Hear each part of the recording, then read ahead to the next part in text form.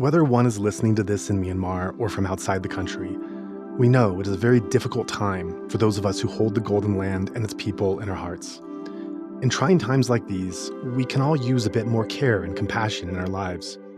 So on behalf of the team here at Insight Myanmar, I would like to say, in the traditional way metta is offered, may you be free from physical discomfort. May you be free from mental discomfort. May you not meet dangers or enemies. May you live a peaceful and happy life. And may all beings be free and come out of suffering. And with that, let's move on to the show.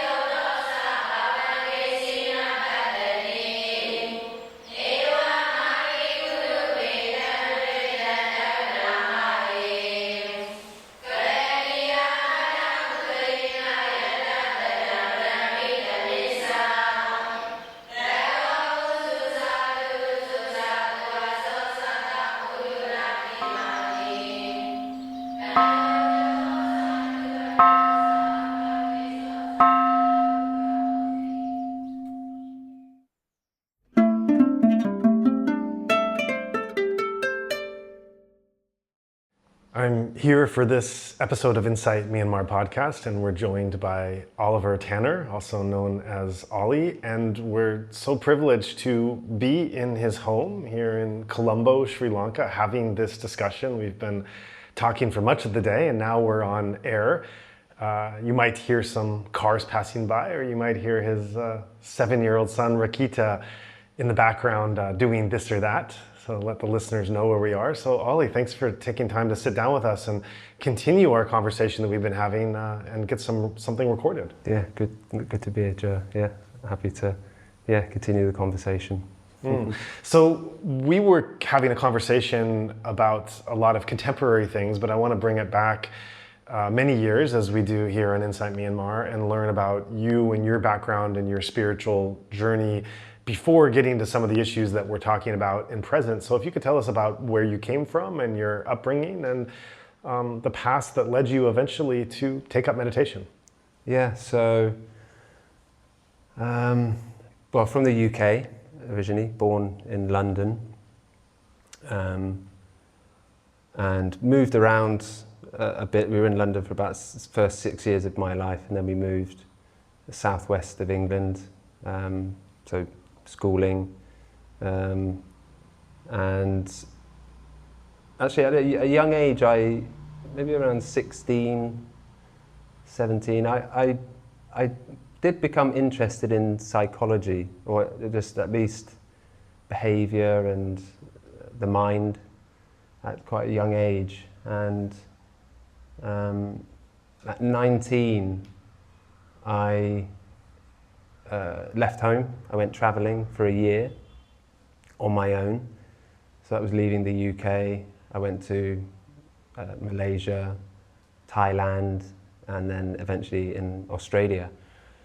So that was really the first opportunity I had to be completely on my own, meeting different people, different backgrounds. Obviously at 19, living quite a different life.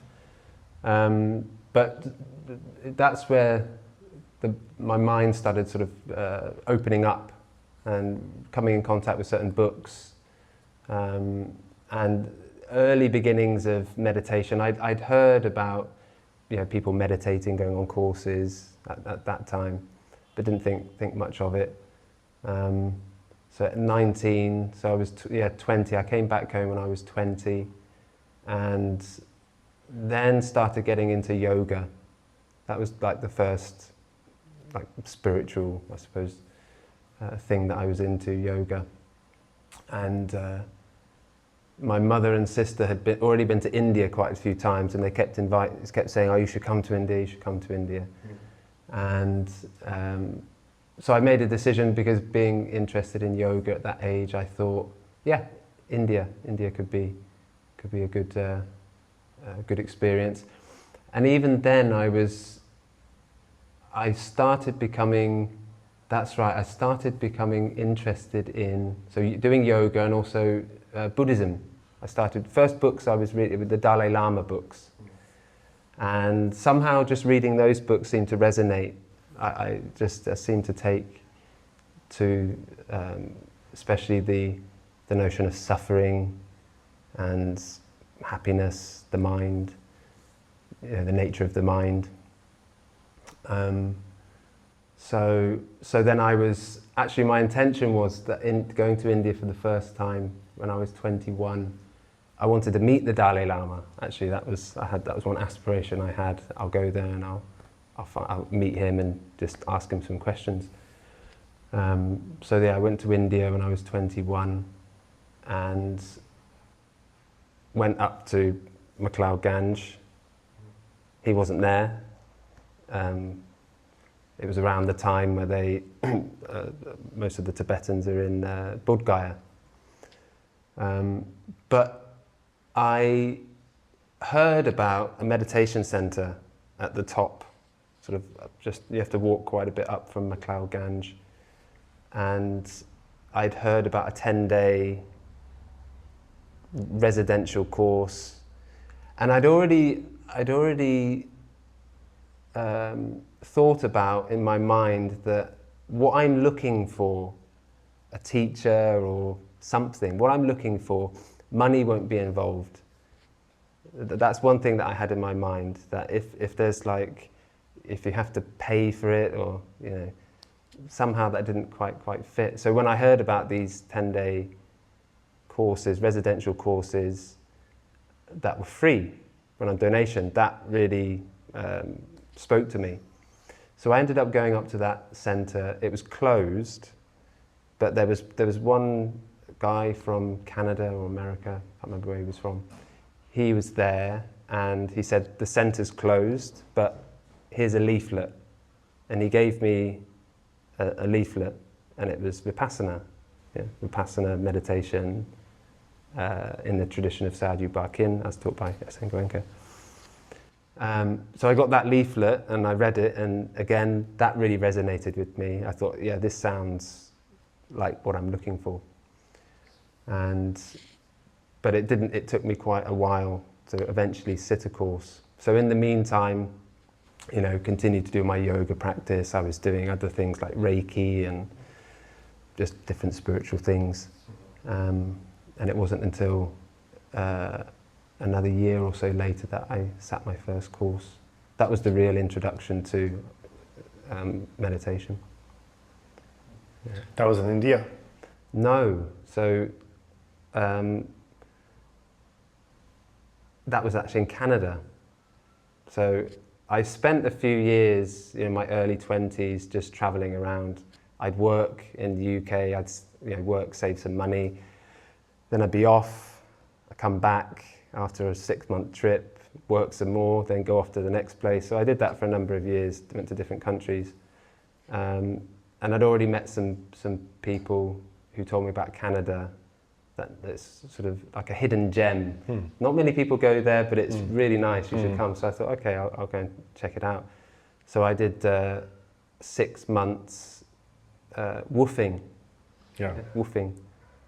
And it was a really great experience. I really, really enjoyed that. But I'd already made my mind up that I knew that there were some centres there, that's where I would sit a 10-day course, and that's what happened. So I was 20, at that time I was just turned 23.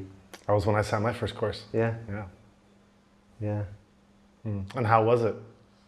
It was like coming home. I mean, it changed everything. Actually, that first 10-day course, it was a big shift. A shift how? I mean, it seems like you're already kind of in a mode of health and wellness and balance from the way you're describing. It seems like more in that direction, or did it really change trajectories in certain ways? It did, because even doing the spiritual things before, I was still drinking, I was still smoking, But this was the first time where someone had really presented the importance of virtue. Yeah, same here. And that really spoke to me. Like that hit home. To me, it blew me away because I was so into like spiritual readings and the subconscious and the spiritual quest, and I had to that point in my life I had never realized that ethical behavior had any relation with a spiritual path. To me, they were two different things, and to be told on this course that your ethical behavior, your refined ethical behavior, will impact your spiritual journey, that was something I had no idea that was even relational. And once I learned that, it had me look at ethics in a totally different way. Yeah, absolutely. But it did take me, you know, it shifted. I really saw the value and the importance of it, but it still took some time. I think after the course, I came back home and sort of slipped back into you know, still being 23, 24, you know, yeah, going same on here 24, again. slipping back into those habits. Yeah. But there'd been enough of a insight to see that, to actually see, I've done this. I've done this so many times. I've gone down this road.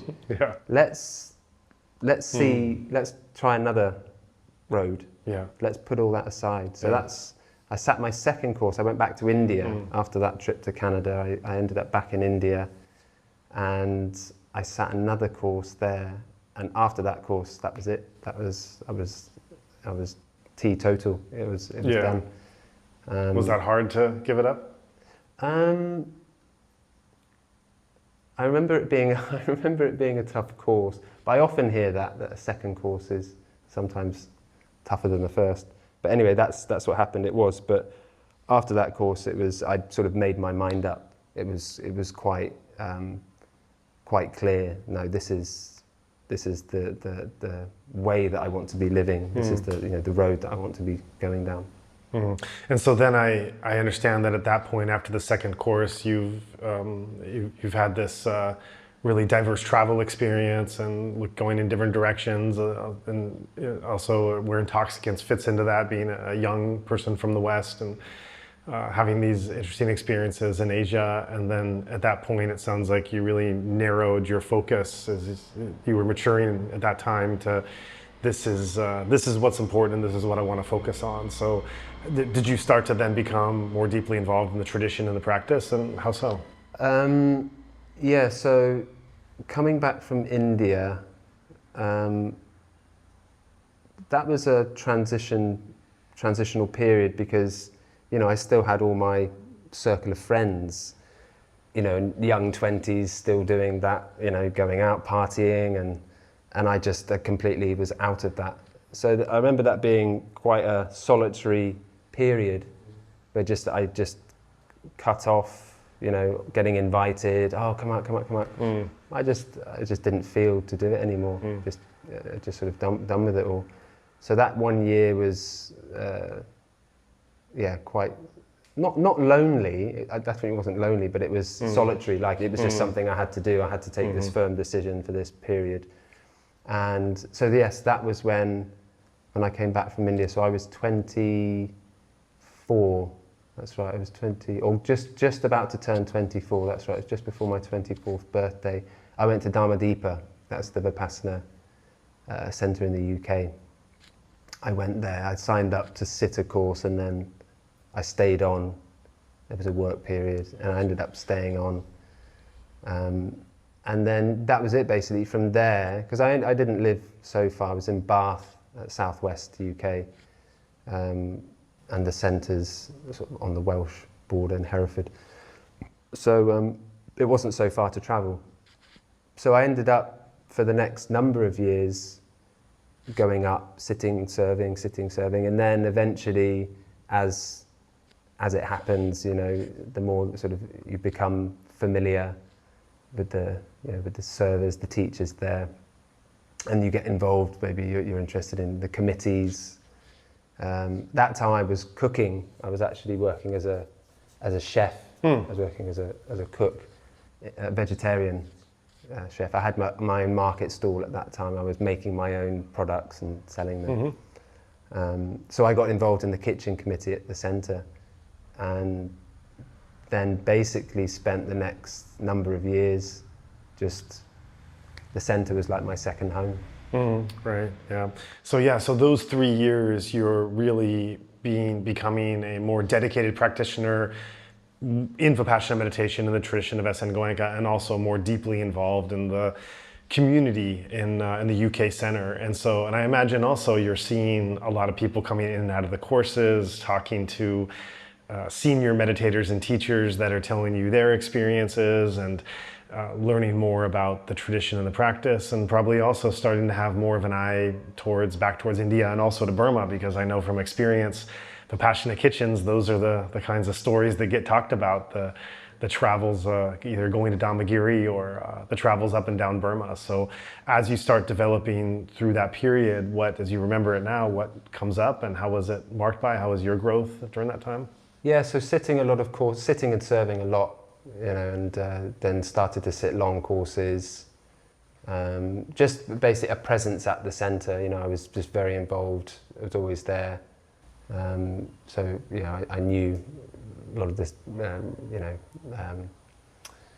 the people involved in running the centre. So, and then the great thing about the UK centre was that it was, you just met people from all over the world. Yeah. And in fact, I remember meeting people who would say that there was something about the UK centre, Dhammadeepa, that it just seemed to attract people. I met people from most countries. It was really a really great opportunity to sit and serve with people from all over the world.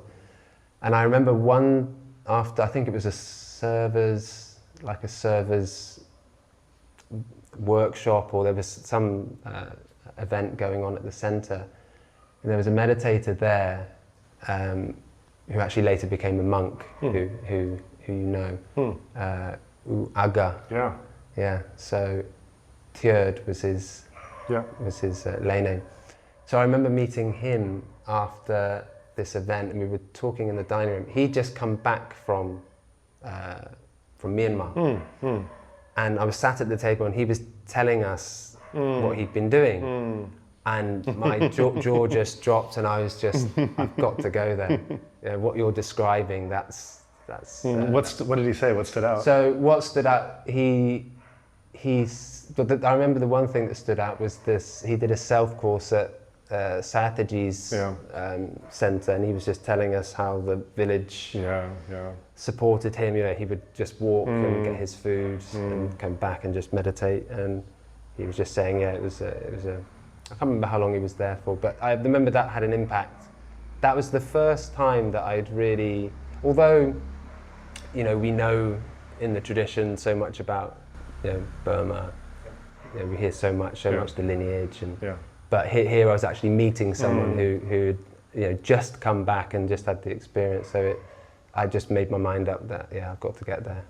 I was just talking to our mutual friend a couple days ago, and we were talking about the current state of Myanmar, and also some of the more kind of realistic, less rosy picture of some of the problems that in the country, as well as in the monkhood itself, and everything else, and kind of going in that direction. And I was saying, but the thing is that despite all these things you can say that are an accurate depiction of the country, and that we don't want to over exoticize it or romanticize it, but all these things being true, it is still the only country in the world that I know of where you could show up from anywhere and say, I want to pursue this spiritual path for a short time or a long time, whatever it is.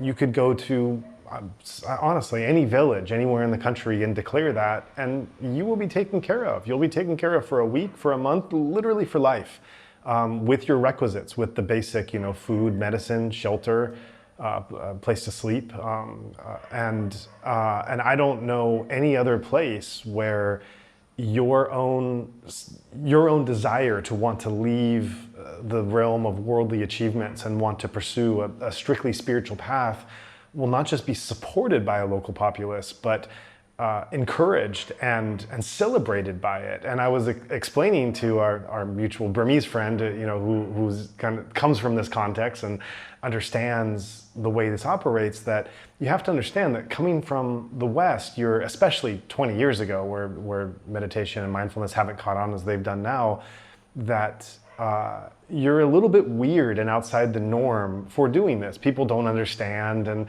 if you're traveling, you have to find places where you can meditate that are away from the wandering eye and such, and people think it's some weird new age thing you're doing. And then to come from that, to come from a Western environment where you feel a bit ostracized, a bit misunderstood, a bit kind of in your own little clique and dedicated to that spiritual path, and then come to Burma where you can meditate in a pagoda out in open. And describing to him, sometimes I'd meditate, open my eyes, and there's a Coca-Cola in front of me. Someone had just seen me and wanted to give me something. To come from a place where it was so hard to fit in with this dedication to this kind of life and practice, and then go where it's celebrated, supported, appreciated, honored as something that as a higher refinement than the worldly choice, rather than something weird or irresponsible. This is something I'll never forget. And I think whatever other examination we can go into about other parts of Myanmar, Burmese Buddhism and the Sangha, this is still and will always be true, this part of it, and something that I think sometimes we take for granted in the overall understanding of the country, and something I really appreciate. Yeah, so it was 2009. I'd finished, so I was at carpentry.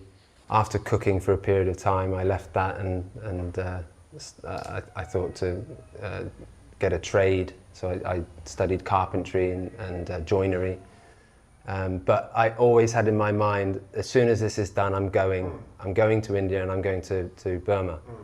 That was my plan. Yeah, with strong determination, I was going to do that. So yeah, as soon as I finished, I went to India, back to India, and I sat a TSC course, Teach Yourself course with Goenka at the Global Pagoda. And then after that course, I had very little money, and actually at that time there was another meditator who also sat the TSC course, and after the TSC course we were at Dharma for a short period, and we were just talking one day, and I was saying I might go to Burma if I can get the money, and I'm not sure, and I'm a bit tight. I've been studying for 3 years, so I haven't worked much. I've just got a little bit of money. And he came to me after that. He came to me later. He said, "Look, I've been thinking, and I think you should go to Burma, and I'll loan you the money for the ticket. And when you come back to the UK, you just don't worry about it. Just give it to me when you get it back. Give me the money." So I wouldn't usually do that. I don't like accepting money, but somehow this felt quite important, and he offered, and we were already, we had a good relationship.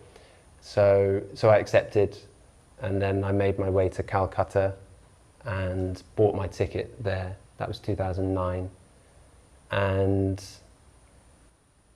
that was another shift. That was another a period of time where things really changed again, landing in Burma. And I remember getting from the airport, getting in the taxi, and I think the first thing I said to the taxi driver was, "Oh, do you know Sayadaw Pakin? Do you know Goenka? Do you know Ledi Sayadaw?"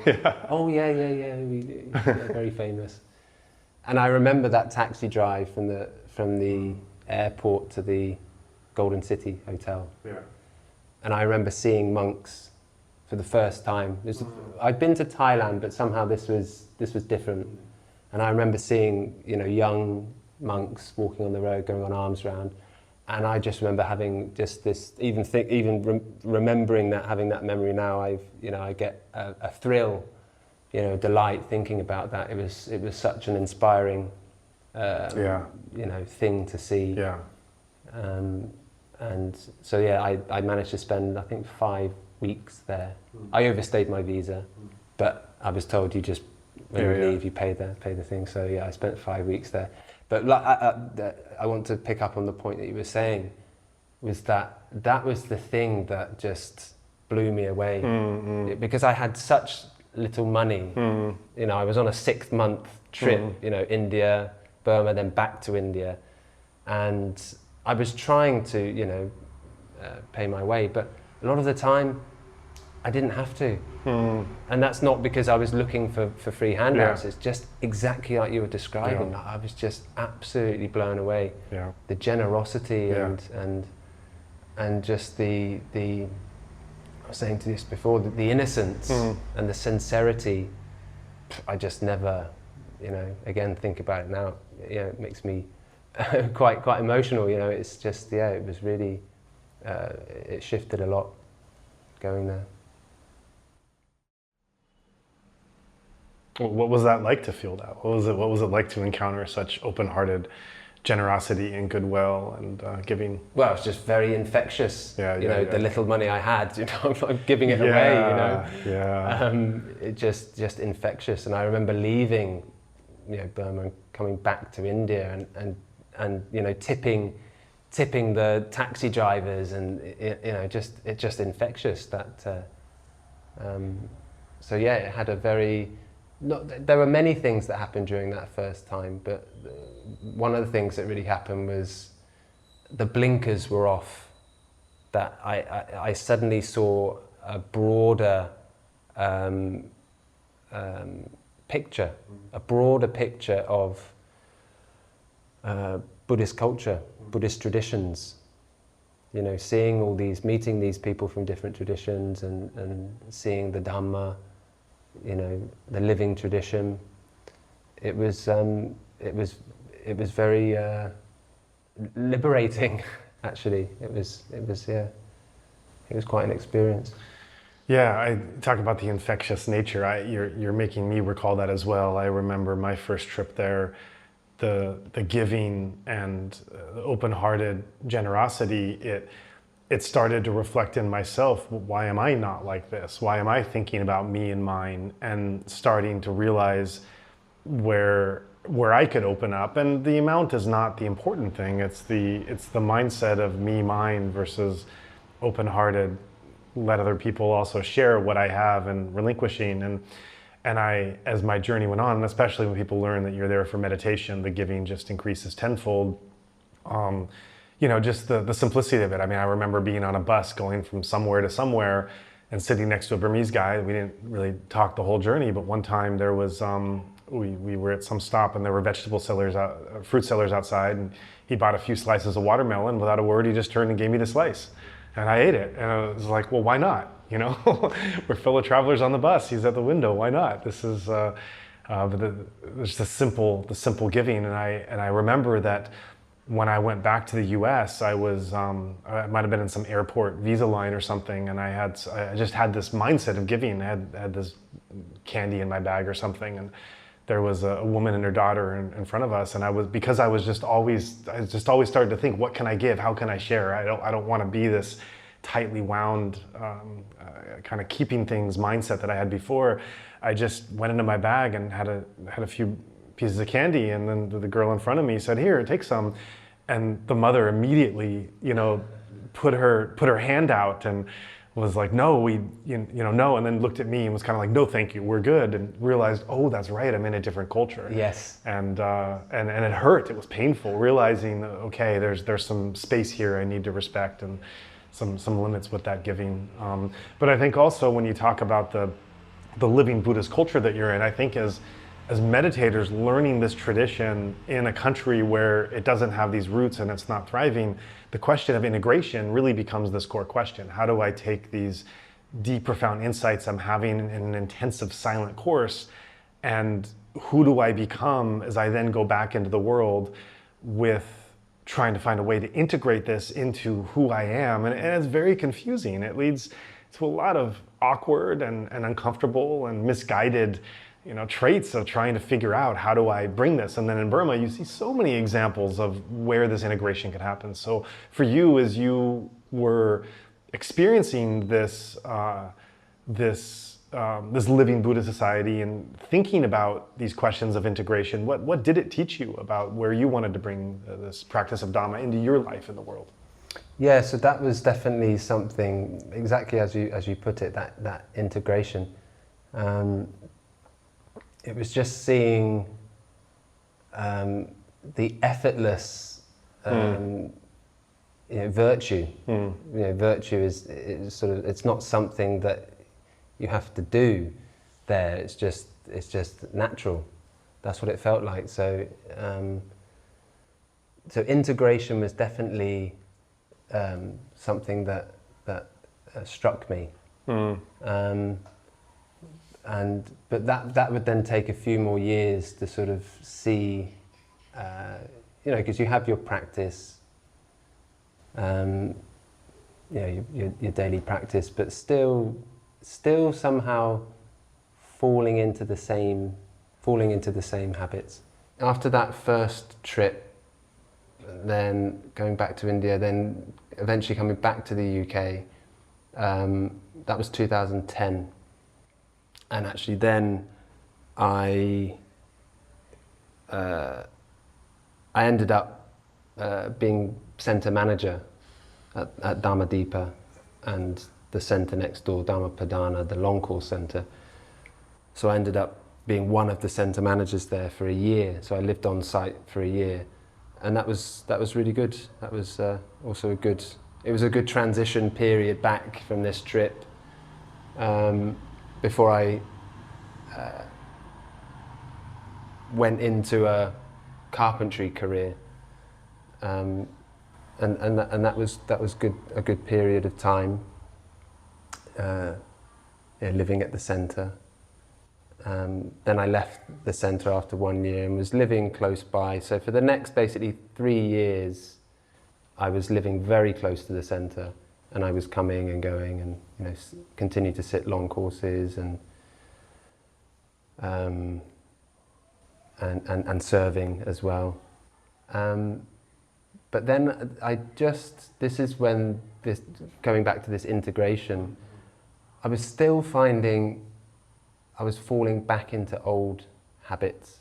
Even after sitting 30-day courses, 45-day courses, still falling back.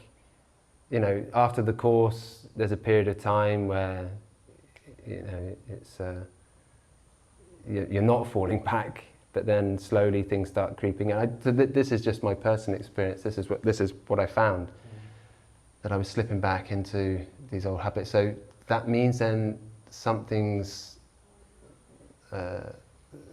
I've got to do something. I've been doing this 10 years now. 10 years of really investing a lot of time and energy and into basically centering my life around Dharma practice, around the center, around Dharma practice. And then I went, so I was it went on for a few years like this, just going to sit a course, coming back and slipping back into old habits, right? Get back to the center, sit another course, come back. Like what old habits? Just like watching loads of TV. Oh, yeah. Watching loads of TV and mostly TV actually. TVs and movies. That was your vice. That was my vice. Yeah. So like go and sit for an hour and then after watch a movie. It just something. It just wasn't. It went on like that for quite a few years, and then went back to Myanmar again in 2011, and then I heard, that was the first time that I'd heard, actually not the first time, I'd read your notes. Oh. The first time I was in Burma 2009, there were the I think your early versions of the PDF before the book. Yeah. You had these like PDF notes, and on there was something about the ITBMU, right. the university, and you'd said something in there that you know, it's government and like, it's your decision if you want to go there. Just be aware that this is the setup there. So that I'd read it there, but I didn't really I didn't visit it and didn't think much of it. 2011, that was my second time there. I'd heard a little bit more about it, and that you can go and live there for free. You can go and study for free. Everything is provided free, and I just thought that is just too good to be true. Like, that's just unbelievable. Where you can go and live somewhere and study the words of the Buddha. But again, I'd heard it, and it didn't really spark. I was just more aware that okay, there is this thing there. Then I went back again, 2012, the following year, and again somebody mentioned it, and this time it sparked. This time it was just the right time, and it just sparked, and I said, this could be a serious option. Like I could do that at least for a year, go and see. Because as I said, this sort of slipping back into old habits, I thought, well, here is different. Like everything is more conducive, and the environment. So I thought having the opportunity to live for an extended period of time in Myanmar would be really fruitful. I think it would really have a big impact of this more integrated, rather than see, okay, you do your practice and then you've got your day and then you come back to your practice. I wanted that integrated approach. So then I'd made the decision, okay, yes, I'm going to do it. I'll apply to the university, the International Theravada Buddhist Missionary University in Yangon. So I applied, and I was told that yes, by another friend of mine who's a monk, Sayadaw, who was also a teacher at the university. He said, yeah, you should go. So then I was making plans then. From about 2013, 2014, I was making plans to go and live in Myanmar. Right. How did you apply for it, out of curiosity? Yeah, so that, my friend who's the head monk at the Birmingham Burmese Vihara in the UK, Uttaranyana, Sayadaw Dr. Uttaranyana, and we became actually quite good friends. I would often visit him, and I'd be in touch with him, and I asked him, I'm thinking about the university, can you tell me, being a Westerner, we want to know everything. What's the timetable? What time do you get up? How many days a week? All the information. You want all the information. And he wouldn't give me any. He just said, just go. Don't worry about any of that. Just go. You should go. It's good for you. So I didn't know much about it. So the application process was not easy. You contact the embassy. They don't know anything about it. And then eventually they do know something about it. So then I had to go there for an interview, and then there was a small entrance examination, very basic. I'm asking because when I first visited Myanmar, I also heard about that university and had the same reaction you did. And one of the things that really stuck in my mind with desperately wanting to get back and spend time in Myanmar was the meditator I was with, a New Zealand yogi named Jared Newell. We went there together, and it was his second time, and he said something to me at one point like, can you imagine what it would be like to be in a living, integrated Buddhist society like this for your practice? Can you imagine the learning rather than just these pockets, these isolated, intensive pockets in a sea of, of just different thoughts and perceptions? And that stuck in my mind. And when I heard about how to apply for it, I was told that a half dozen embassies around the world give an entrance exam one day of the year, and you need to be there for that exam, which I thought was insane. But I found out, same as you, I called the embassy in Washington, D.C., found out when it was, and I flew to Washington, D.C., stayed with a friend, and took the entrance exam, which was a very strange form. It was a couple pages. I don't think I knew the answer to almost any question. I still remember a couple of them. One asked me to describe a Buddhist ceremony. I don't know a Buddhist ceremony, but somehow I also got in. And at that time, I had just done grad school, and I was thinking about really leaving my profession to go to Burma, either to be a volunteer English teacher at a monastery or to go to ITBMU, because that seemed like the most important thing at the time. In my case, I got extremely fortunate when a job offer in my field of my graduate studies. I was able to work at the American Center at the U.S. Embassy and be in the country I wanted to be, do the work I wanted to do, not give up my profession. But I was at the time, I was thinking about giving up my profession just to be in Myanmar under any capacity. So I was lucky I was able to combine both. But I was very serious enough with ITMU. I went to DC to take that entrance exam. And I got accepted. But then you went and you enroll in the university. 1 year turns into 3, I think it is, and talk about the ITBMU and ITBMU culture and experience and learning and everything else there. Yeah, so I should just mention before that, this period of time just before going, knowing that something needs to shift, that just, sitting courses, coming back, something that I needed something else. There was some other support that I could benefit from. And I'm fortunate because a friend said to me, you should read the direct words of the Buddha. Mm-hmm. And that hit me because I don't know, it was just the right timing. Mm-hmm. It was just the right situation. He said it and that really hit me. Yeah. You should read the direct words of the Buddha. Right. And that gave me a strong motivation. That's where I can invest the next phase of this journey into seeing it for myself, not having like an in between. Having great respect for the teacher, the teachers, but knowing that this phase, it was, I'm not going to say ending, it was just something new, like something that there needed to be a transition, there needed to be something, a broadening, a working things out for myself.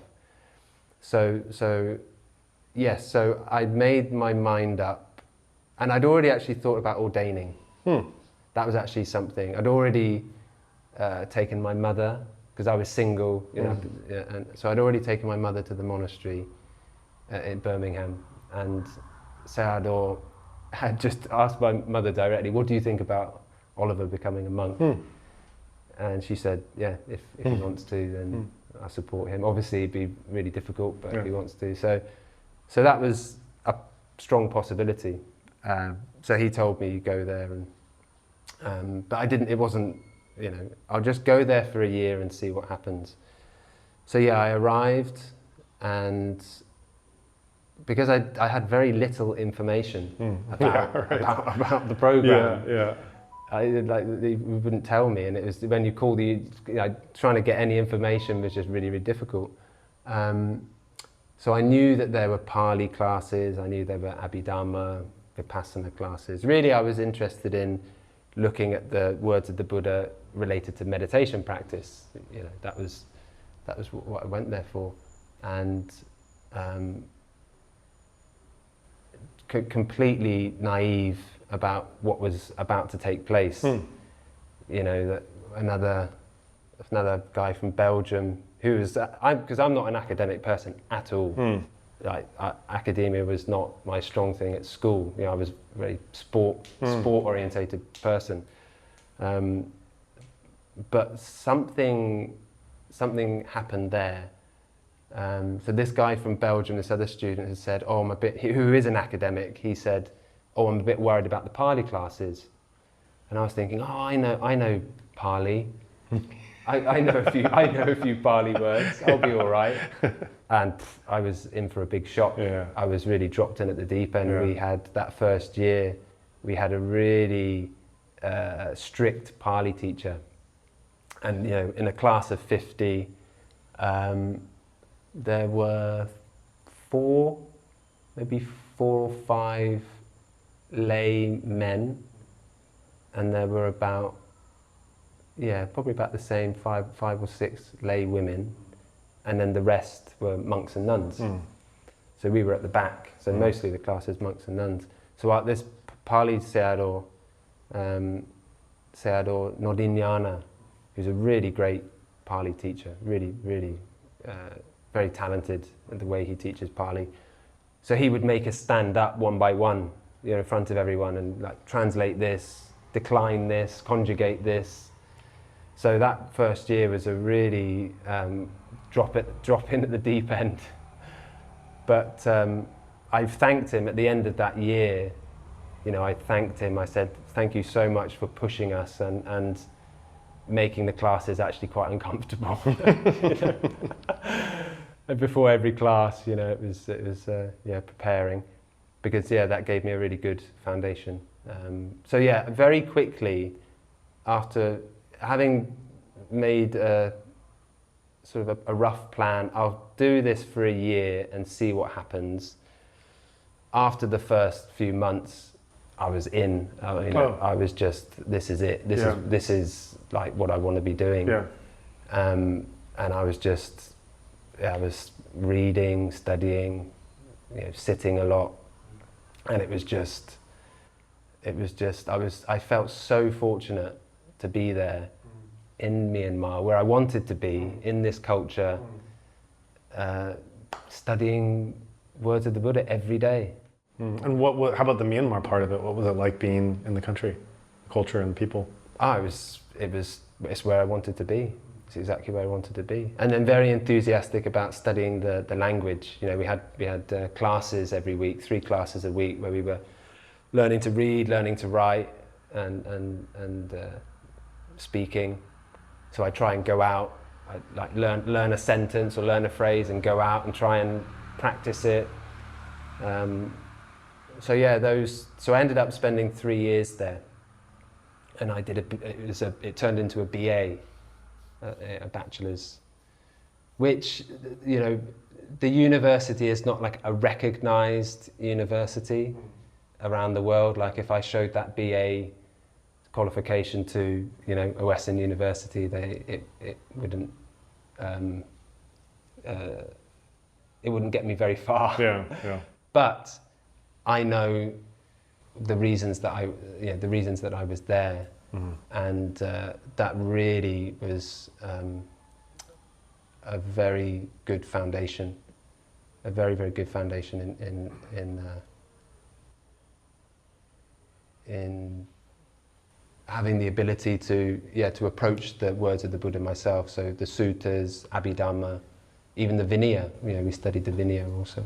And so you were there during these transition years as the country itself was going through enormous changes. Your first visit was 2009. That was very much before any even small opening had taken place. So you experienced, even just in a very brief way, what life was like before. But you were at a university. Did the transition and the opening up, did that impact you, and were you aware of that at the university?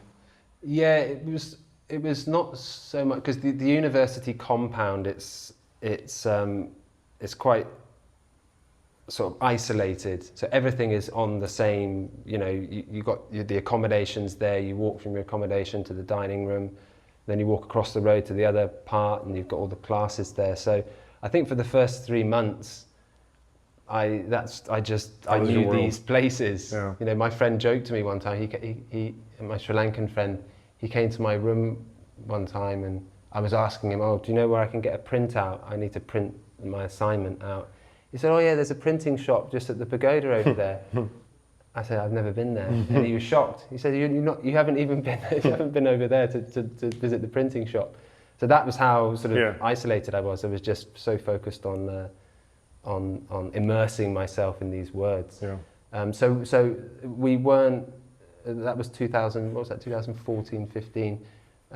It was only when we went out that's where we started to see I was mentioning to you earlier that we were there when the first, so you could have mobile phones before. I remember 2009, I remember my friend telling me, I was shocked. He said to have a phone, I was shocked. He said that was like a $600 or $1,000 or something to have a phone. Yeah. So this 2015, they allowed SIM cards, and it was en masse, and so that was a real sign that things were opening. And Aung San Suu Kyi was out, and there was a feeling. It was just, you just got a sense. It was in the air that this change. And then I remember going into Yangon, suddenly seeing, which I'd never seen before, 2009. I mean, when I saw a foreigner, I'd be like, oh, there's a foreigner. Right. And then 2015, 2016, suddenly you've got huge groups, walking around Shwedagon and all around Yangon. I remember it being a real buzz. And a friend of mine who's a tour guide, he was so busy, going on tours and trips, and so it was only when you went out and sort of into Yangon and around that you really started to get that sense. Yeah. So that was 2015, 2016, 2017. So I left 2017.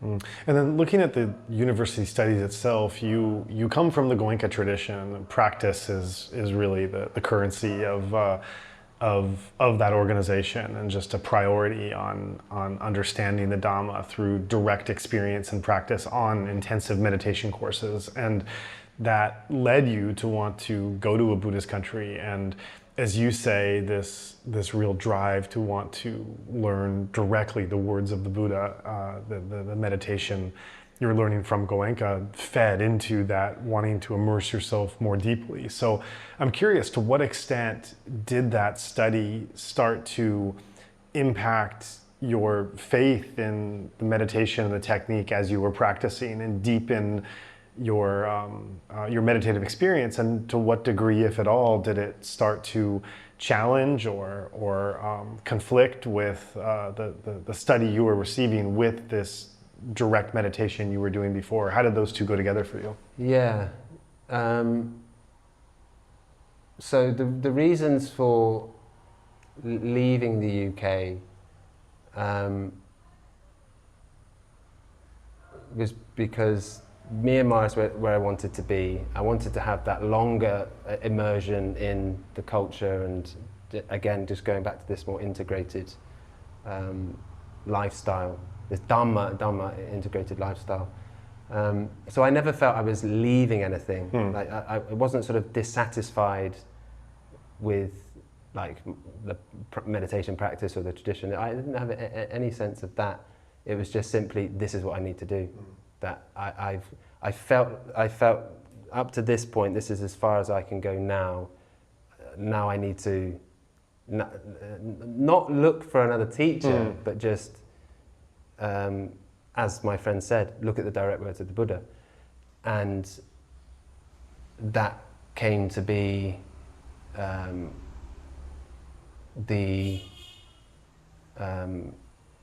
so we have this in Pali, it's called Buddhanusati, so recollection of the Buddha.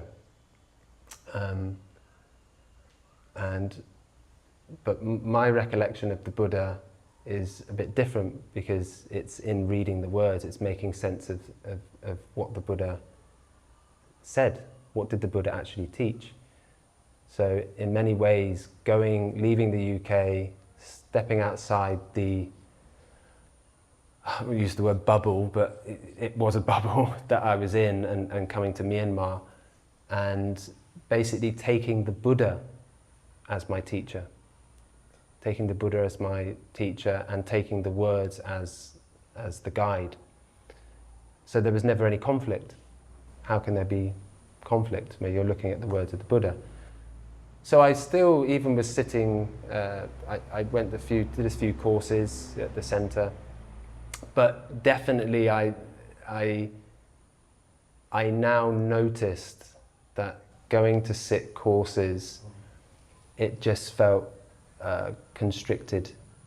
I just felt constricted. So I'd had the opportunity during that first year at university. I was looking to sit a long course somewhere, and it wasn't working out. The dates didn't fit in. I didn't want to miss any of my studies, courses here and there. It just wasn't fitting in. So I ended up with help from our friend Snow. She put me in touch with a monastery in Inlay. It's up a bit from Inlay Lake. It's up in the hills somewhere. I've forgotten the name. So she'd put me in touch with Mr. A. Cool. Did you ever meet him? He's in Taunji. Oh yeah, an older guy. Yeah. Yeah. I think I was the one who met him and then connected him to the wider network. He's an amazing guy. I had no idea you knew him. No, well, this is the thing. This just highlights Yeah. What we were talking about earlier. I'd never met him before. Yeah. So Snow had called him and said, there's this meditator. He's looking to meditate somewhere for 1 month. And he said, yeah, come, welcome. I spoke to him on the phone, welcome, yeah, come. He's an amazing guy. Unbelievable. Yeah. So so he'd arranged, yes, I've spoken to the Sayadaw, the monastery. He'll give you a room, a kuti, and provide your food. You can come and just do your own 1 month self-course. And then I arrived in Taunji. He met me. He took me to his house. Mm-hmm. He fed me. I think I stayed one night maybe at his house. He took me the next day. He drove me up there. And the first thing he did was when we went to see Sayadaw, is he just gave him a bundle of money, like big bundles of money, and he gave it to the Sayadaw, and he said to me, this is for you. Yeah, this is your support. Yeah. I just like, I never met this guy, you know? And here he was, like, supporting me for 1 month. It just, like, I was just shocked. And then I never saw him again. Because he was, after the 1 month, he'd gone out. Yeah. He was away, so I don't think I ever saw him again. So anyway, that was the first opportunity I had to have an extended period of time on my own. And that was a really, again, another, let's say, significant sort of period where things changed again. I suddenly realized that, it's all on me. Like, I have to take responsibility. I can't rely on anyone. It's all on me. Develop your own practice. So that really, it was a really golden opportunity to have that 1 month. So then after that, when I went to sit courses again, I felt a bit in a box, you know.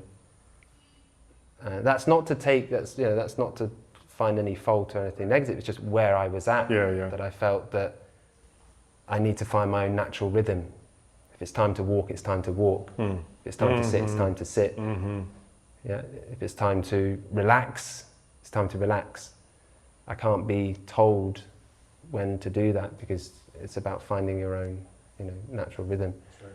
So that's when things start. That's when I really noticed. That's going back to your point. When did I notice? That's when I really started to notice that the study and the taking responsibility, independence, started to come together.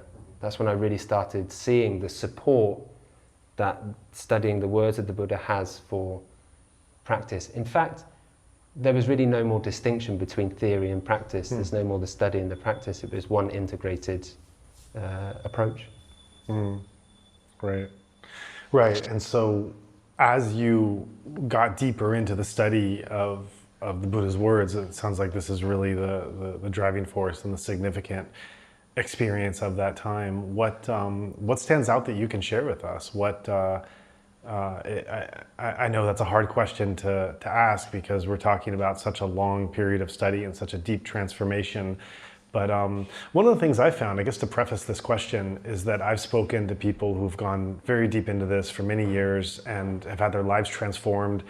And what really stands out to me is the when they come to distill it, they express it in the simplest ways possible, even though they're dealing with years of practice and theory and conversation and dense material and everything else.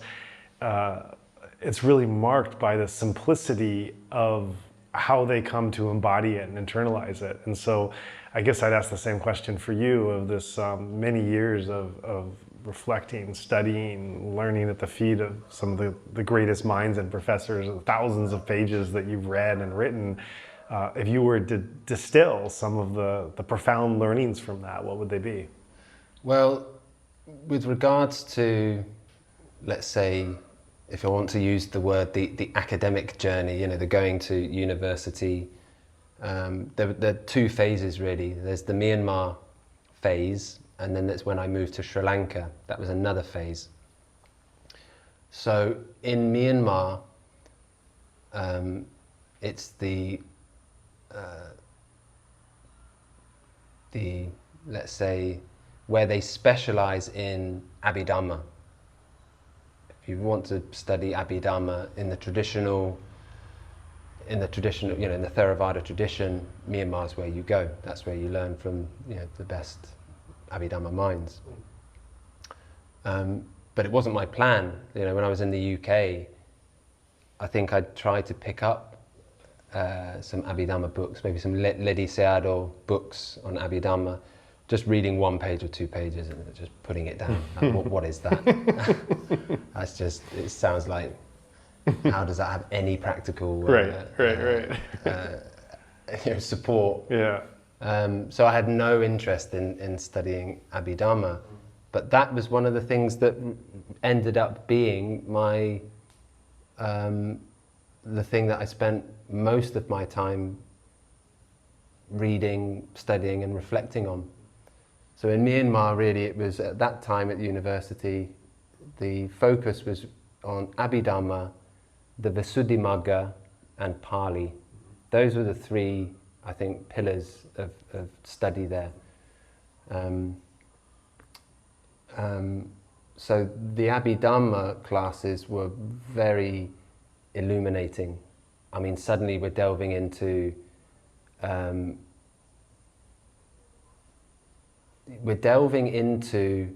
descriptions of our experience. So as you said, it's you can just practice and practice and practice and practice, but not have any markers, not have any sort of guidance or direction, being able to sort of make sense. It's just sitting courses, getting benefit, maybe having certain experiences in courses, and then suddenly having descriptions, actually having words that describe the nature of the mind. And it was incredible, like suddenly reading, and not only reading, but then seeing it, actually reflecting on it, seeing yes, it is like that in practice. You can start to discern it. So that was really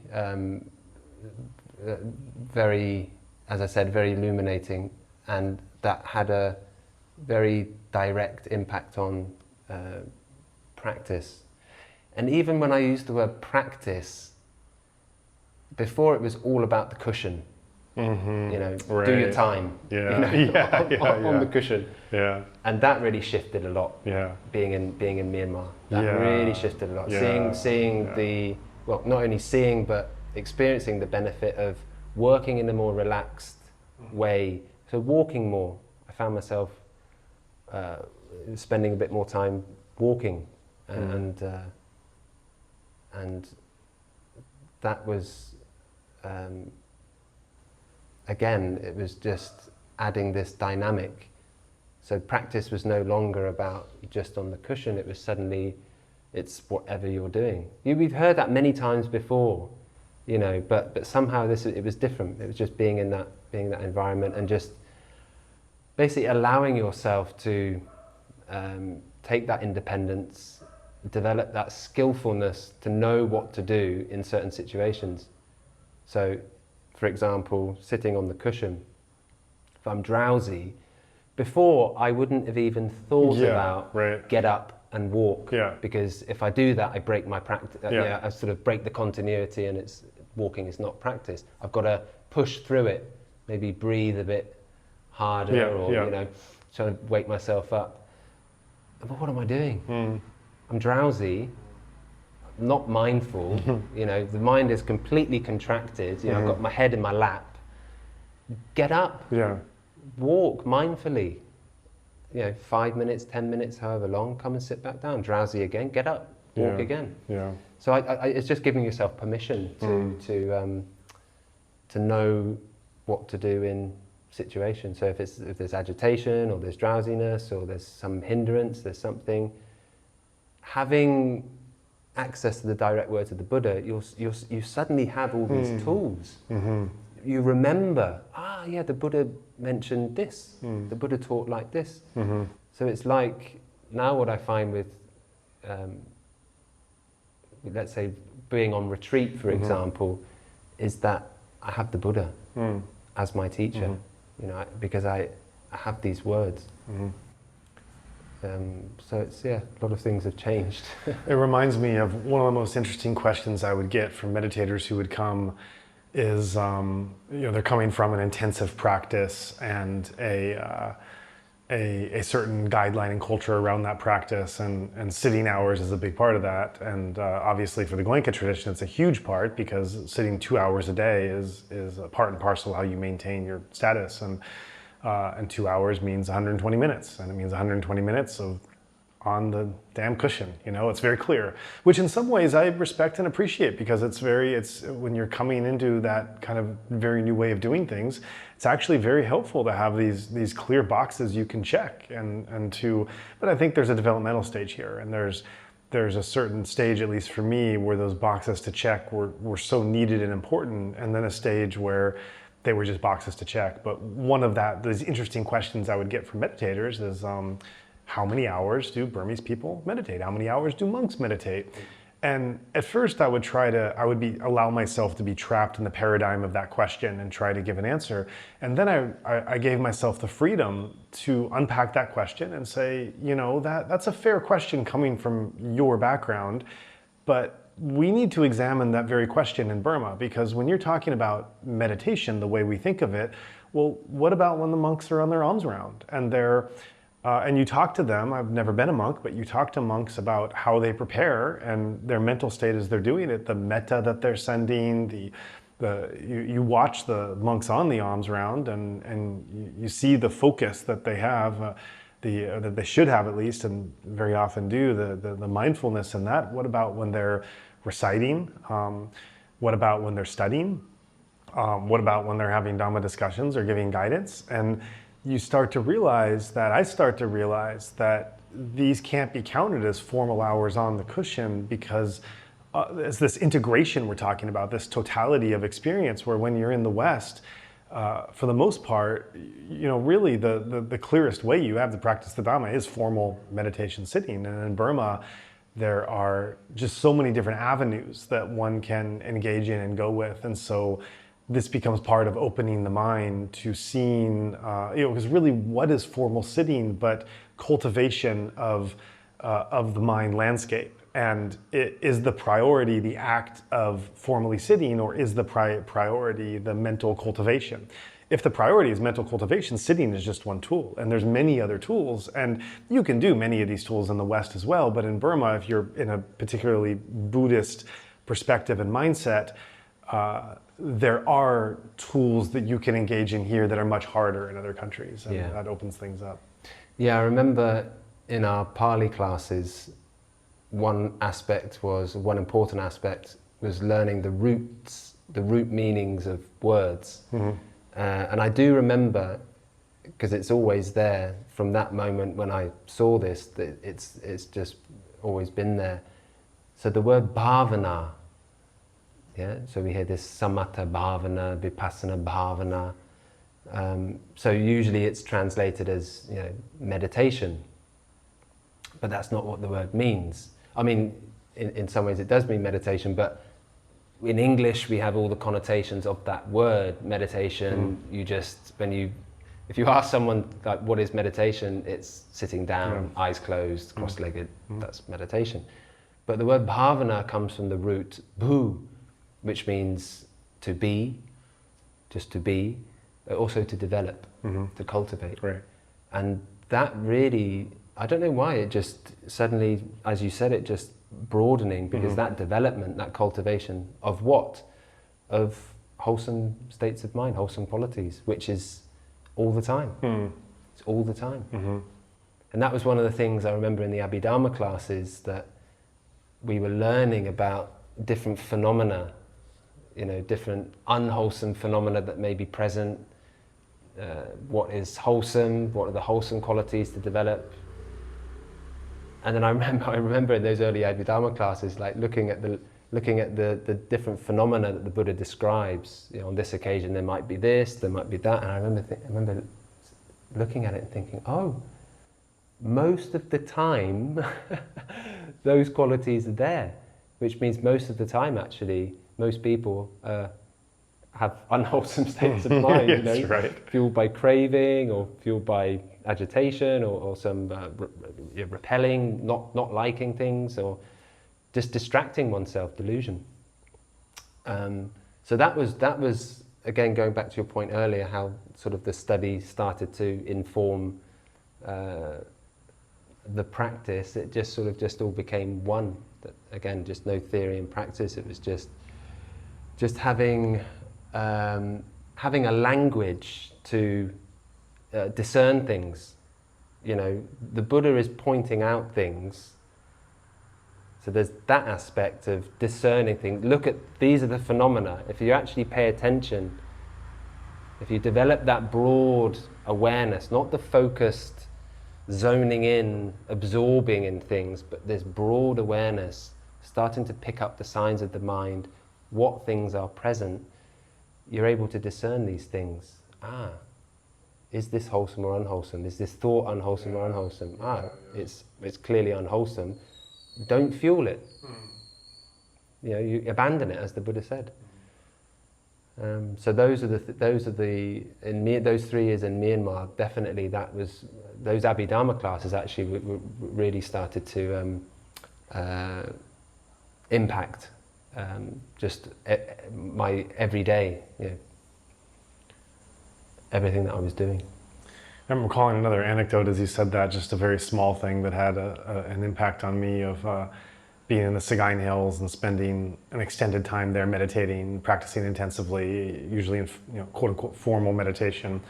And at one point taking a walk, and there was a young monk in a nearby monastery, quite a jolly fellow. I quite like seeing him. And as I was taking this walk between my meditation sittings, he had just been filling up those clay water pots that are ubiquitous in Burma, that you fill with purified water, and then any passerby can help himself to it. And as he had got done filling it and I had passed by, he looked at me with this radiant smile of joy and just said, I've just put this purified water here, and some parched person walking through will see it, and they don't know me and I don't know them, and they'll drink this water and it'll be refreshing, and I've just given this to them. It was just, he was just so happy that he had done this, just so happy that he had done this wholesome act, and then he was rejoicing in the fact that he had done this, and it was just this pure joy. And I think I was a bit clenched as I was, you know, going by, just with my own meditation and my own struggles and my own intensity. And it was just one of those moments where I thought, what am I doing? You know, like, not that I should abandon it. Sometimes you go through hard experiences in meditation, but why not an either or thing, and not even a kind of feeling I was doing something wrong, but more like, why am I not doing any of that? Why is there none of that in how I'm engaging and how I'm practicing? That doesn't seem right. That there should be moments of that pure joy at wholesome actions and wholesome state, and realizing, it goes back to mental cultivation. He was very astutely cultivating a wholesome frame of mind in the action, and identifying and celebrating that wholesome state. And if that's not meditation, if that's not bhavana, what is? Yeah, that's very, very true. Yeah. And that's, you know, those three years in Myanmar when I left, and then I came to Sri Lanka. That was like a new chapter, but it's sort of bringing that, you know, that having that foundation there. Actually, I didn't really want to leave. You know, I actually had the opportunity to stay there after finishing the 3 years. They select if you've done well on the exams and they think you're a suitable person, they'll give you the opportunity to do a master's degree there, and that's a 4-year program. And I had that opportunity, so 4 more years there, living at the university. But I'd met my now wife at university. After the first year, we met and basically decided to get married. She's Sri Lankan. So we were deciding what to do. She was also studying at the university. She'd finished. She stayed on another year. So we were deciding what to do. Shall we stay in Myanmar? Shall we go to the UK, or shall we come to Sri Lanka? And actually at that time she was expecting our son. So he was in Myanmar for 7 or 8 months. So we were deciding what to do next, like where should we be for this next phase. And we decided to come to Sri Lanka, and that was a really good move. Mm-hmm.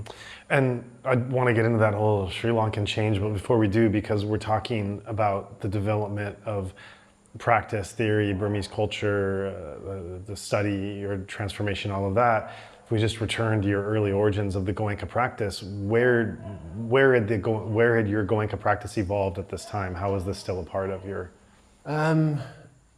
Yeah, so the last course I sat, 10-day course, was at Dharma Jyoti, and that was, when was that? That was just before coming to Sri Lanka. Not so long, that's right, I think my wife was 3 or 4 months pregnant. So yeah, that was the last 10-day course. And I think that was when I really, again, with no sort of like fully conscious sort of decision, I'm done, this is it. You know, it was. I just felt that, again, just my practice had already broadened, let's say. So just taking more independence and already having the experience of doing self retreats and getting a lot of benefit from that. So yeah, it was. Again, there was no sort of. It's just something that happened organically, just something that happened naturally. As I said at the beginning, I never felt I've left anything. Still now, I don't feel like I've left anything. You know, a lot of my friends are still, you know, meditators, teachers, and I have nothing but respect and adoration, gratitude towards Goenkaji. He was the one who I learned properly the Dharma from for the first time. There's a story, I think it's in the suttas or the commentaries, I can't remember where it is. So Venerable Sariputta, when it's in the Vinaya, that's right, it's in the Vinaya Pitaka, the account of Venerable Sariputta meeting Venerable Asaji, one of the first arahats of the Buddha, and he sees Venerable Asaji going on alms round, and he's really impressed, you know, really impressed with this monk. Wants to go and ask him. He was already searching. He already had a teacher, but he was still searching. And then he approached and he asked, "Who is your teacher? What is his teaching?" And he says, "Oh, I've only just come to this Dhamma and Vinaya, this teaching and discipline. So I'm not I'm not well versed. You should go to the Buddha. You should ask him. No, just, Sariputta said, just tell me in brief, just something in brief. So Venerable Assaji gives him a short stanza, at the end of which the Dharma eye is open for Venerable Sariputta. He has the insight, he has the breakthrough, and he's a Sotapanna. And he goes and tells his friend, and he also tells him the same verse, he also becomes a Sotapanna, and they go to the Buddha. But the story is that every day Venerable Sariputta would pay homage to the Buddha, but he would also pay homage to Venerable Assaji, his first teacher, the one who taught him the Dhamma for the first time. He always remembered him. And I feel the same with Goenka, that, you know, I have nothing but gratitude, and that foundation that I got from, you know, extensive time at the centres and courses, and it's given me such a grounding and a good platform to spring from, which is what has sort of happened, what has evolved just naturally, you know, from that. Right. Yeah. Great. So take us to Sri Lanka. So Sri Lanka, yes. I wanted to keep studying because I was in it to win it. You know, it was still the thing I was interested in most. It was the thing that I was getting so much inspiration from, and it was developing skill in you know, these different aspects of the Buddha's teaching. So I came to Sri Lanka. My son was born just after I arrived. So yeah, he was born. I came here. We had nothing, like no house, you know, no work, nothing. You know, we just came, and I then signed up at the Kelaniya University, at the Postgraduate Institute of Pali and Buddhist Studies, for a master's degree there. So I enrolled at the university. So that first year, that's right, it was a really full-on year. So I think my son was 6 months. We decided to start building a house. At the same time, I was doing the master's degree, and then I was also doing an advanced 1-year Pali course, a few evenings a week. We just decided, let's do 1 year, just get everything done, have a really busy year, and it'll be a good foundation. So yeah, I did the master's. During that time, I was invited to become a visiting lecturer there at the university. So I started doing that. That was during, you know, as I was coming to the end. That's right, after the masters had finished, but it was during that time that I was invited. So I did the masters, and again, it was so rewarding because it's a completely different methodological approach to the Buddhist teaching from Myanmar. It's very, very different, the way that they approach the words of the Buddha. So here in Sri Lanka, they really prioritize, or not prioritize, but it just seems to be what is studied more is the early Buddhist teachings. You know, the suttas. The suttas seem to be studied very thoroughly here. Abhidhamma to a much lesser extent, and Pali is also studied here. But Abhidhamma is seen as something quite different to how they approach it in Myanmar. It's very different.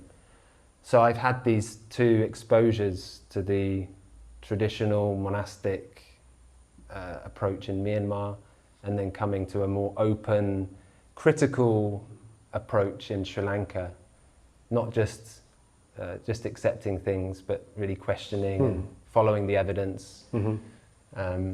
So that was a really good opportunity, having that basically 3 years of immersing myself in Abhidhamma, and then coming to Sri Lanka and then having that other perspective. So then that's what I started to focus on more here, was these early teachings, the suttas. So yes, that 1 year, that was 2018, so 2019, and then COVID happened just then. What was that? End of 2019, 2020, I think it was. Yeah. But I'd after finishing the masters, if you want to continue, you then pursue an MPhil or PhD. And again, I'm not an academic person. This started as, I'll go to Myanmar for 1 year and see what happens, and then here I am, nearly 10 years later, finishing a PhD. Quite surprising. I've never heard someone finishing a PhD keep insisting they're not academic. Yeah. So yes, just before COVID, I was thinking what to do for a PhD. What would be a good topic? What would be a topic that would keep my interest for potentially 3, 4, 5 years? So it was important, selecting a good topic.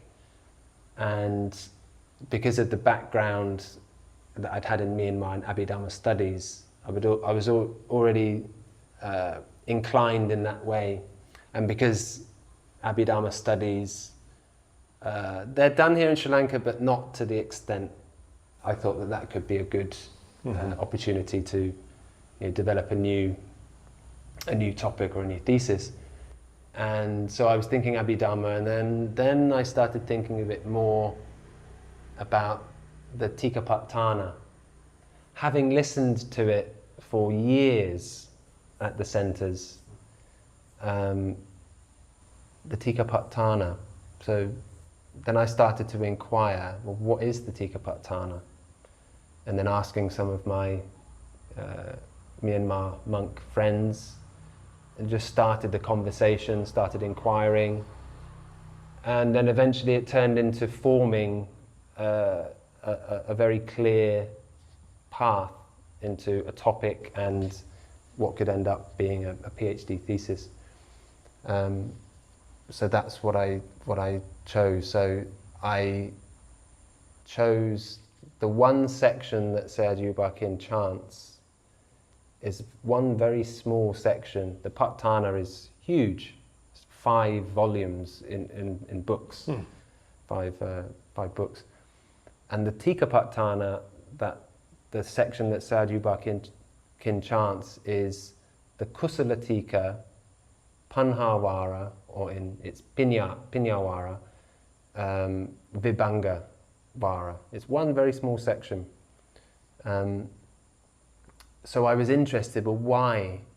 Why does, out of all of the sections of the Pattana, does Sayadaw Bakin chant that one small section? So that was my inquiry, just to make, well, what is that? And then I started, and then I found out, because that one section is the section that Myanmar monks and nuns, when they're going through their monastic, so Patamange, Patamaji. So Patamaji, before Dhammacharya, before their Dhammacharya, they have three examinations. They study this one section in Patamaji, this one section, because it's like a complete section. Everything's covered in it. If you study this one section of the Pattana, it's like a key. It enables you to access any of the sections of the Pattana and be able to make sense of the method, how to make sense of the words. So that's why Sayadaw Bakin chants that, because he was very familiar. As a young man, he studied the Abhidhamma and he studied the Pattana, so he knew the importance of that section. That's why he chants it. So that's basically my whole PhD thesis. That's what it's ended up being. And tell us about the importance of the Pattana in Myanmar itself. So anyone who's been there will know it's just played everywhere. Everywhere you go. Small shops, houses. In my thesis I even make reference to this, that when I left Myanmar in 2017, I was walking through the very nice new airport that they built in Yangon, and I remember going through, and there was an immigration officer there at the counter, and she was so I walked up with my passport, and she's reciting the Pattana, at the counter, and looks up, puts her book down, stops chanting, takes my passport, checks it. Yeah. I walk off and she continues chanting. So the Pattana it's just such an integral, it's just woven into the fabric of Myanmar Buddhist culture. Why is that? I'd have to, this might take another significant period of time, but just in brief, it's the reverence they have for the Abhidhamma as a whole. As I said, especially in Myanmar. In Thailand, they don't have, they see the Abhidhamma very much as something, as a more of like a commentary, as something that later that evolved. And here in Sri Lanka, they have sort of mixed approaches to it. So some will have that same view, that it's a later development, something that grew and developed over time, but you do have some who do take it as Buddha Vachana, so the words of the Buddha. But if we just take Myanmar, it really stems from the commentarial tradition, the orthodox Theravada tradition. So really the Theravada tradition, the orthodox Theravada tradition, is the commentarial tradition. They follow the interpretations of the commentaries. That's what really defines the orthodox Theravada tradition. Not all Theravada monks are orthodox. they're sort of outside of that. But really, if we look at the tradition, it's really following the commentaries. So in the commentaries, you have these accounts of, in one example, the decline of the sasana, the Buddha sasana. The first thing that will go will be the Pattana. Yeah. Once that's gone, then the decline. Next this, then this, then this, and there's the decline. So just over the centuries, the people of Myanmar have just collectively, you could say, as a social responsibility as preservers of the Buddha sasana, by reciting continually the Pattana, by making it a living tradition, they're preserving the Buddha sasana. That's one major aspect of the why they chant the Pattana, and also because of the belief in the protective power. That's another reason, the protective power that the Pattana is said to bring. And why do you think U Kin chanted it? Well, the Abhidhamma really, the more that I become aware of things through different, people who were close to him, I heard that a mutual friend of ours told me that IMC, they had a whiteboard, and I can't remember, there were two things on the whiteboard. I can't remember one of them, but the other one was what's from the Abhidhamma, the process of consciousness. Yeah, I think it was to do with jhana, like how to enter jhana. What's the sort of the cognitive process of that? That was on the board, I think. So actually, the Visuddhimagga is really founded upon, I would say, or greatly influenced by the commentaries, and the commentaries are greatly influenced by the Abhidhamma. So if you haven't at least spent some time looking at the Abhidhamma, it's difficult to make sense of some of the stuff in the Visuddhimagga. And the Visuddhimagga has greatly influenced, shaped actually many of the Vipassana, I would actually say most of the Vipassana traditions in Myanmar, Sayagyi Bakin being one. There are Pa'auk and other traditions that the Visuddhimagga has a lot of the terminology and the approaches to practice really come from the Visuddhimagga. So Sayagyi Bakin had great reverence, as most Burmese Buddhists do. They take the Abhidhamma, especially the Pattana, as the highest teaching of the Buddha, the most profound, higher teaching of the Buddha. So they have great reverence for it.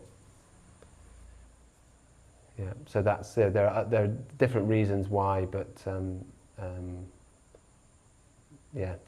that's sort of not just for. So yeah, that's the thing. The Tikapatthana, it's not something special for Sayagyi Bakin. It's not like an U Bakin thing.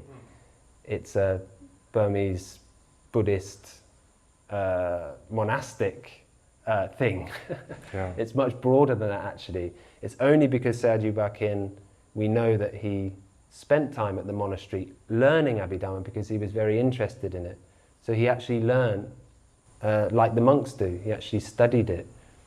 And then obviously through his own practice was able to maybe, let's say, verify some of the things in these texts. And this, about 75-minute recording or so, this is played before every 10-day Goenka course everywhere in the world. Yeah. So yeah, this gets a lot of running time.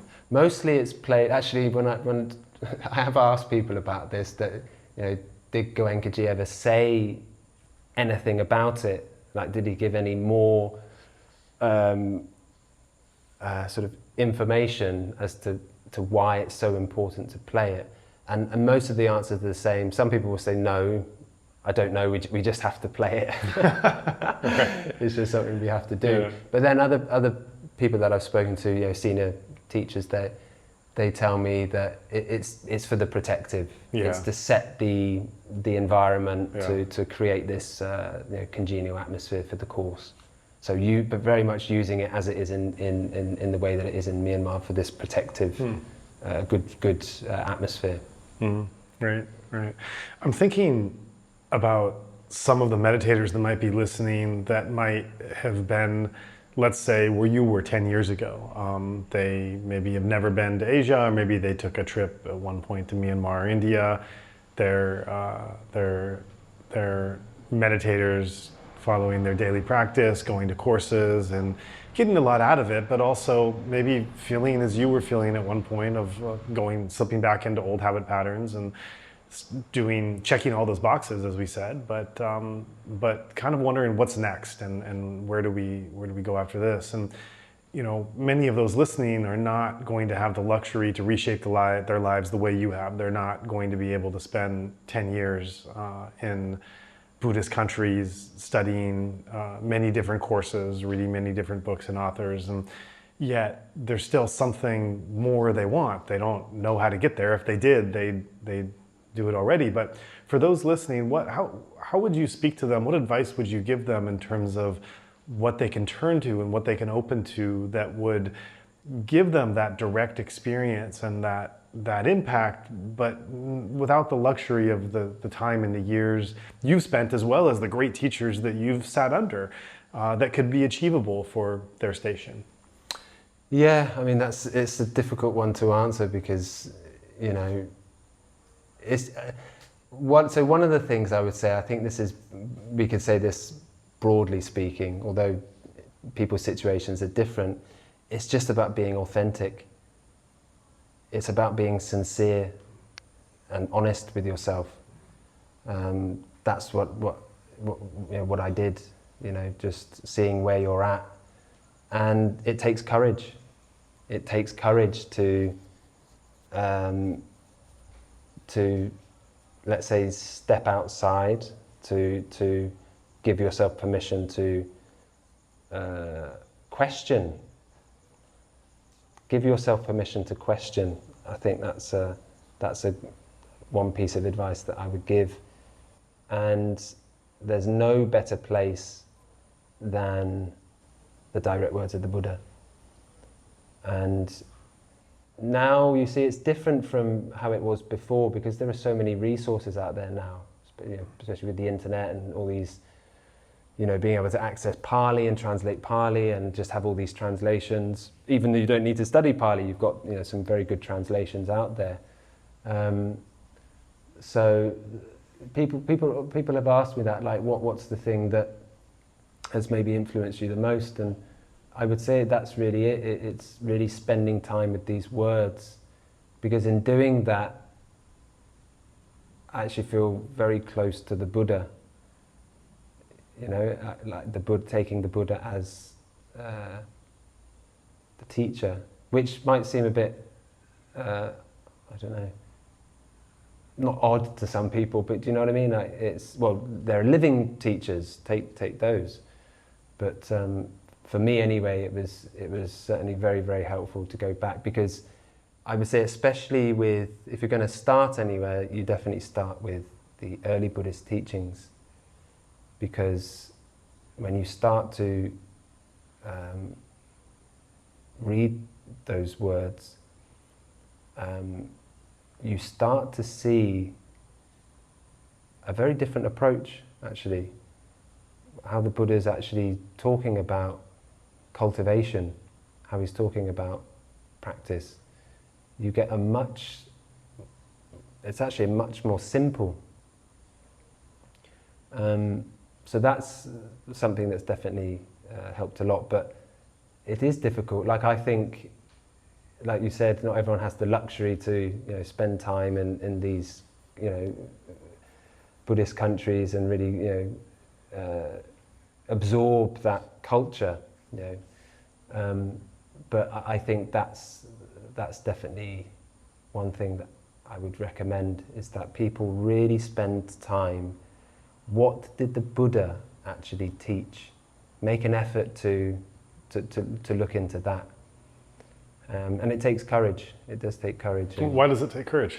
Well, let's say, especially being in a particular tradition. We can talk about this tradition or that tradition, it doesn't matter, but being in a tradition with all of the stories and the things that make that tradition, the things that form that, the structure upon which that sort of tradition or lineage is founded upon. Especially when you invest a lot of time and especially when you shape your whole life, you shift your whole life to basically be centered around that. It's not easy, especially when you start maybe reaching places, which I actually know a lot of people are, where they're needing to broaden, that broadening and again, people are different. I can only speak from my personal experience, but it can be difficult, because stepping outside of that might, as I said, take courage, because certain things might shift for you. Certain things might change, and questioning things that you'd held on to for so long, and then suddenly you maybe start to see an alternative approach or a different way of looking at things. It can be very unsettling. Was it for you? Not really. Again, I can't imagine, if I was back in the UK, I think I would have found it much more difficult. Because there's not so many alternatives. That's right. And so that's the thing. I think that's the thing why there wasn't any, like I said, I never felt like, I still don't think I've left anything. It's just evolved. It's just a further development in making sense of Dharma. So it wasn't, because I didn't have that sense I was leaving anything. It wasn't unsettling, but I can imagine for a lot of people it really is. It is difficult. But there are things out there now. There are things out there, and I think if you're sort of looking, you keep looking in the right way, I think things will present themselves. What you're saying reminds me of a friend who has spent about 4 decades in Myanmar exploring many of the traditions firsthand, speaks Burmese, spent time with many of these Sayadaws firsthand, and he's described this process of panning for gold, mentioning that each tradition has its own paradigm of thinking that is usually formed around the personality, the culture, and the conditioning of the lead teacher, the lead Sayadaw or meditation teacher, and fits within their framework, and then is being sold and delivered as a package, as a comprehensive and inclusive package, which cannot really be questioned so much as understood and followed and adhered to. And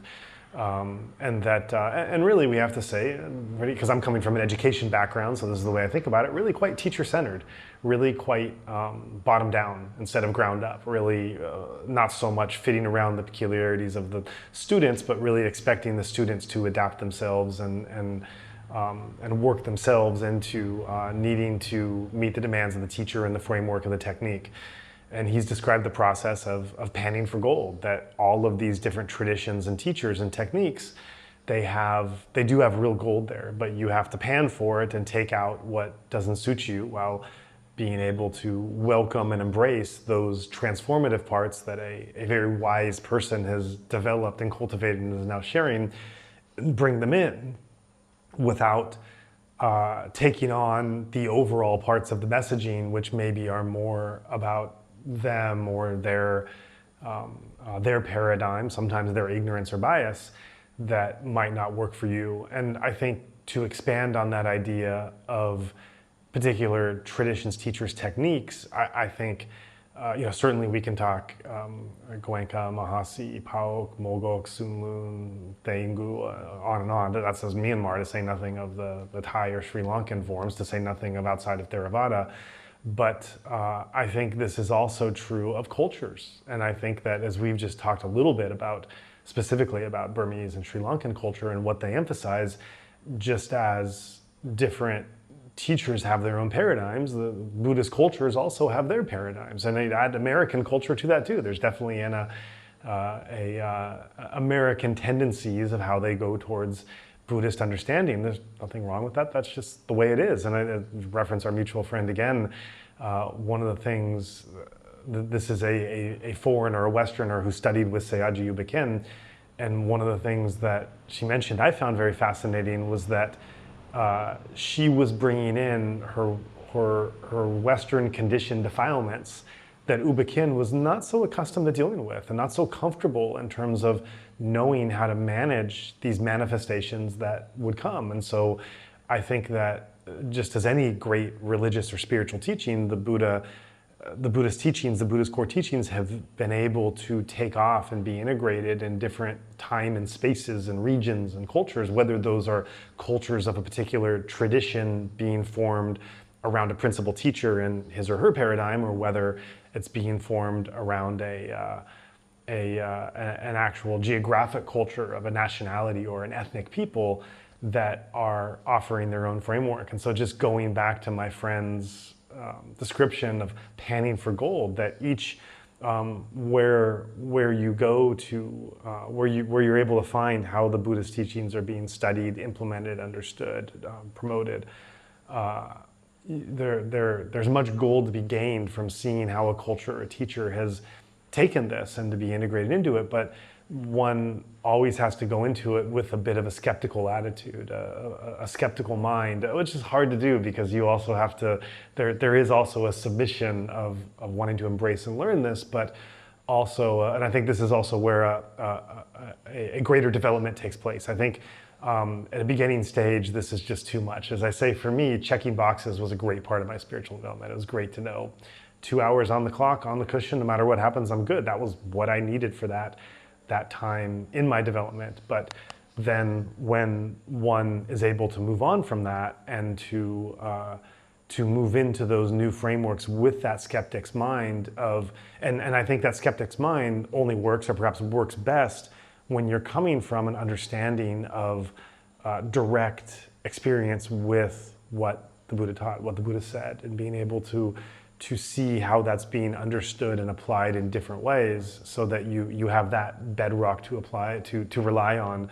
But that tension, or that balance of knowing that these frameworks are all encompassing, and trying to sell you on a whole cosmology that usually all of them have, because we're all living with defilements, all of them have their own problems that need to have kind of an arm's length distance with. Yeah, I think that's a good point, and that's definitely something that I've seen is when you're able to, let's say, develop some trust, some faith, some confidence in these words, I would say especially these early Buddhist teachings. Early Buddhist teachings meaning across the different Buddhist schools and traditions, Theravada, Mahayana, Vajrayana, whatever they might be, the core teachings that, although with slight variations among the different geographical regions and different schools, but there's a common core, the core teachings, which what we call these early Buddhist teachings. That's as close as you're going to get. That's as close as you're going to get to hearing the Buddha speak, to the words of the Buddha. So taking confidence in that, and taking the effort to inquire into actually what did the Buddha teach, taking that as, like you said, the foundation, then it doesn't matter about this tradition or that tradition, because you've got the source, you've got the inspiration there. Right. Yeah. So putting your faith and confidence in that, it becomes unshakable. Traditions might have problems and come and go, but taking that as the source and learning how to approach these suttas, how to approach these words in a more reflexive way. It's not just like reading a novel or a book or a newspaper. You just flick through and just read. No, it's really reading and meditating.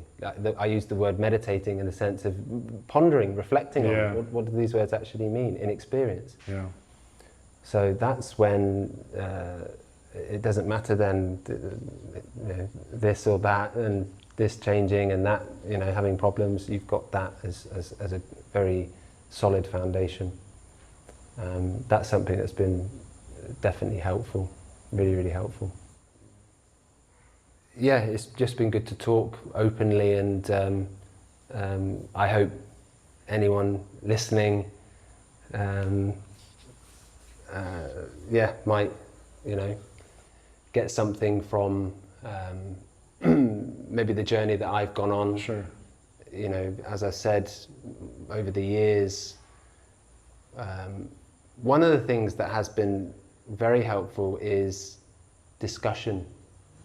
Discussing the Dhamma, which in a lot of traditions, even monasteries, is not done. Yeah. It's like nobody really talks about their practice. Nobody really talks about their own understanding. Like you said, it's not teacher-centered. It's being more learner-centered. Being a active student. Taking that inspiration in being a student in learning. But discussion is very, very helpful. Discussing the Dhamma. And there are these groups now, there are these, these sort of friendships taking place where people are reading suttas together, discussing the Dhamma. Take refuge in the words of the Buddha, trying to make sense of the Buddha, trying to develop your own understanding rather than relying on, even though a particular tradition might be right, but it's about developing your own insight, your own understanding. Yeah, and I would add on to that. I think that mention of discussion is really important, and I would add on to that this is an uneven path. It could be a messy path. Life can be a messy experience with all our defilements and imperfections. But I think one of the areas of growth that I've really looked for and encouraged when I see it taking place is welcoming discussion and introspection into uncomfortable and sensitive and even taboo areas. Yeah. And those taboo areas are different for different people from different backgrounds. Certainly they could be the nature of the defilements coming up and the embarrassment with maybe a lack of progress or different behaviors or mental states that are coming, or feeling like I'm suffering with that someone of my experience as a meditator shouldn't be having. And as I was talking yesterday, that as I like to quote Utejaniya saying that someone was just talking about all the unpleasantries they were seeing as they looked within their mind. He laughed and he said, "Oh, meditation, no good news." No good news when you meditate, which I just love, because it kind of breaks apart that sense of the perfect peaceful meditator with the calm, balanced mind. And for people who actually do the work, it's no good news. There's a lot of dukkha. There's a lot of dukkha, and there's a reason that the conscious mind hides certain parts of who we are from us, and that coming to the surface is shocking and painful and uncomfortable and everything else, as is, that's on the personal aspect, and from an organizational aspect or cultural aspect, seeing where within your meditation tradition or within your cultural framework that there could be really big misses, there could be really grave misunderstandings or apologist attitudes towards justifying this or that. We see it all the time in Buddhist countries, and you see it in traditions when you look more closely, and those also need to be talked about.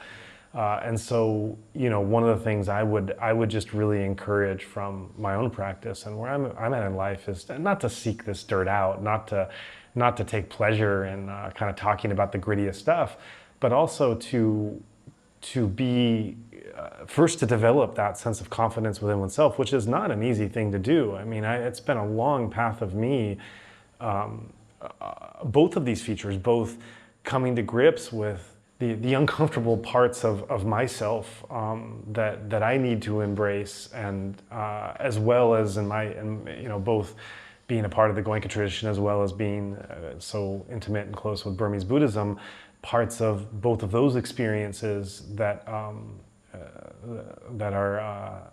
beyond the polish, that need to be looked at, and it takes it's taken years to develop to work on a fearless attitude of seeking truth, even when it confronts some of those organizational or cultural elements.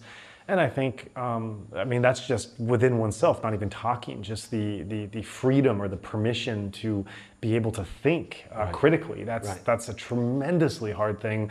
And then the next step in actually being able to discuss it, being able to share concerns, criticisms, uncertainties, the whole messy nature. And I think that I just really want to emphasize and underscore that element for those listening, of the importance of being able to take that journey within, and to again, naturally as it comes up, not to seek out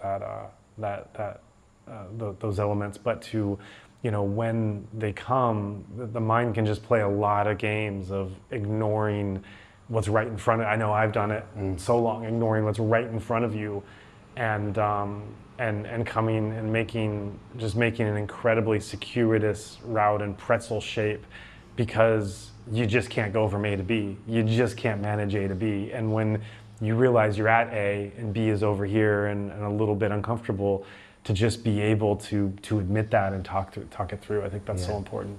Yeah. Yeah, I really appreciate what you're doing, and it's been great to see how this is, the work that you're doing has evolved, and keep doing what you're doing.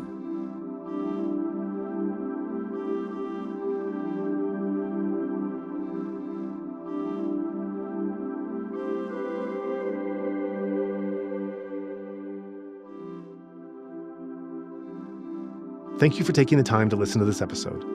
As regular listeners are aware, we often remind our audience about our nonprofit mission, Better Burma, at the end of a show. Truth be told, fundraising is hard work, and I can personally attest to the fact that it's really no fun to keep asking for contributions. Yet, the situation on the ground now in Myanmar is so distressing that we continue to do so on behalf of the Burmese people. What is most helpful at this time are recurring donations, which help alleviate both the stress and time involved in fundraising. If you are able to pledge a certain amount per month, our team can plan around having at least a consistent minimum amount to work within each month. If you would like to join in our mission to support those in Myanmar who are being impacted by the military coup, we welcome your contribution in any form, currency, or transfer method.